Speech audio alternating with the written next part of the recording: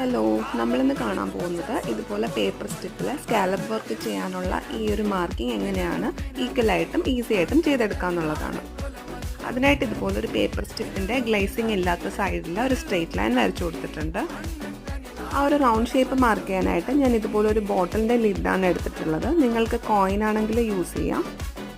നമ്മൾ കൊടുക്കുന്ന ആ ഒരു റൗണ്ട് ഷേപ്പ് കറക്റ്റ് മെഷർമെൻറ്റിൽ വരാനായിട്ട് ഞാൻ ഇതുപോലെ ആ ഒരു ലിഡിൻ്റെ രണ്ട് സൈഡും ഒന്ന് മാർക്ക് ചെയ്യുന്നു. മാർക്ക് ചെയ്ത ആ ഒരു പോയിന്റിനെ മുകളിലേക്ക് ഇതുപോലെ ഒന്ന് കുറച്ചുകൂടെ ഡാർക്ക് ആക്കിയിട്ട് മാർക്ക് ചെയ്തെടുക്കാം.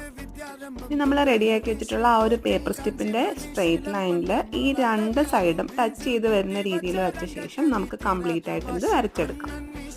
കോയിൻ യൂസ് ചെയ്യുന്നതിനേക്കാളും ഈ ഒരു ലിഡ് യൂസ് ചെയ്യുന്നതാണ് കേട്ടോ എനിക്ക് ഈസി ആയിട്ട് തോന്നിയിട്ടുള്ളത്.